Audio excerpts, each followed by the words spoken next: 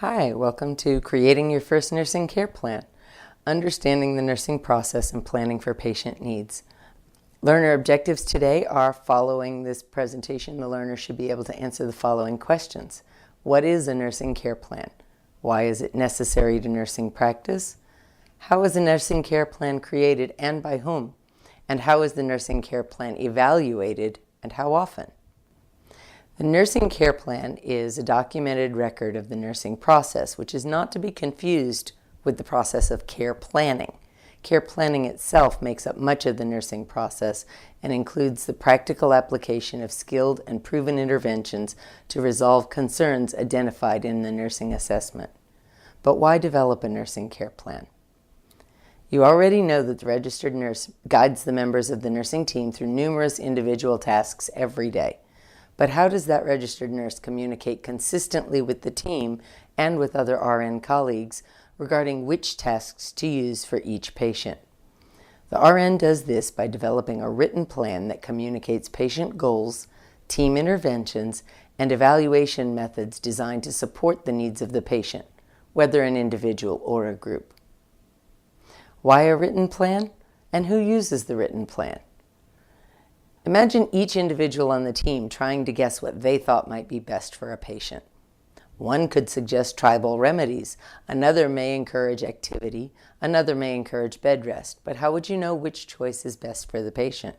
Whose goal is it anyway? The written plan is reviewed each day by each member of the team to consistently communicate the goals for the patient, as well as the steps to achieve these goals. The plan is developed by the trained RN based on specific needs, resources, and desires of the individual patient. It's important to remember this plan belongs to the patient. The written care plan also serves as a documented record of necessary nursing care tasks and problems identified and communicated to the members of the nursing team for the purposes of coordinating efforts. Components of a care plan include 6 different areas. Your assessment findings, which are subjective and objective data from the nursing assessment, clustered to identify patterns in the patient experience. This clustering of data by a symptom of a medical diagnosis with relevant supporting data is called a care map, and you will use these in future semesters to help develop your critical thinking skills as your nursing skills grow. The diagnostic statement. Each summary statement of a health problem specific to the human response is created using a standardized language specific to the profession of nursing. This would be from NANDA International. The statement area identifies areas of concern where nursing practice has the potential to positively influence the patient's ability to attain collaborative expectations. Expected outcomes. Each goal contributes to improve the patient experience and must include SMART criteria. It must be specific, measurable, attainable, relevant or realistic, and time-based to allow the RN to analyze the effectiveness of interventions. These nursing interventions are carefully selected actions and observations applied under the scope and supervision of the RN, detailing the specific care to be provided to each patient. Evidence-based rationales are necessary to provide documented reasoning for the use of each nursing intervention. These source citations must be included in the section to acknowledge those whose efforts expanded or influenced our understanding of the human experience. And then last, an evaluation, a reassessment of the patient response to intervention, and it's necessary to determine the effectiveness of the plan. The evaluation should include a statement addressing whether or not the goals were appropriate, attained and concluded, or not attained and continued with or without modifications. We will gather assessment data, and that is our initial step. A thorough assessment of subjective and objective findings, medications, psychosocial habits, including individual coping mechanisms, and historical data is vital for effective care planning. Then create the nursing diagnostic statement using nursing standardized language from NANDA International, not medical language, which limits us to the scope of the problem. we want to focus on the patient's experience and document our role in improving the patient's condition. So this statement is used to communicate patient needs consistently in a clear and detailed way specific to our nursing practice. Then set the expected outcomes by collaborating with the patient, gaining information on patient preferences and habits for the most effective goal setting. Referring again to our standardized wording, the patient will demonstrate or report or ambulate or remain free from certain conditions.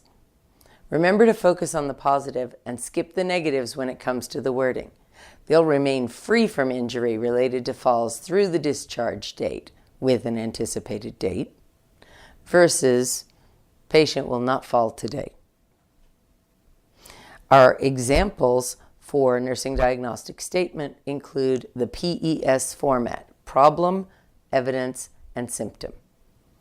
The nursing diagnostic statement: constipation related to decreased fluid intake and vomiting, as evidenced by dry, hard stools and subjective reports of abdominal fullness without passing stool. This gives us a full and complete statement. Remember, our SMART goal examples will be S, the patient; M, will rate pain as decreased; A, to 5 or less on a scale of 1 to 10; R, after voiding stool; and T, before 1800 on 12/8/17.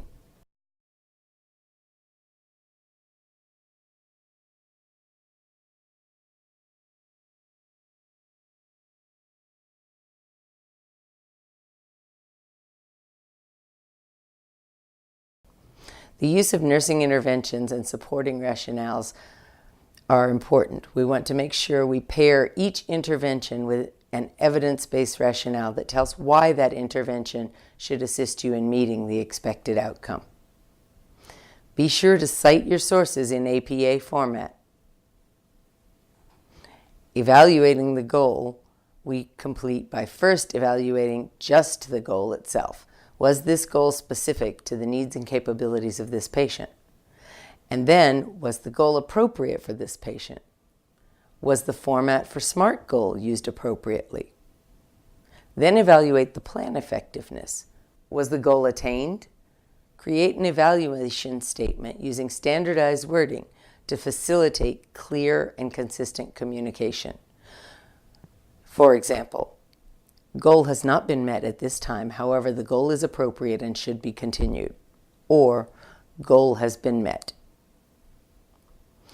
For more information, you can research through NANDA International and find the NANDA International Diagnosis List updated for 2018.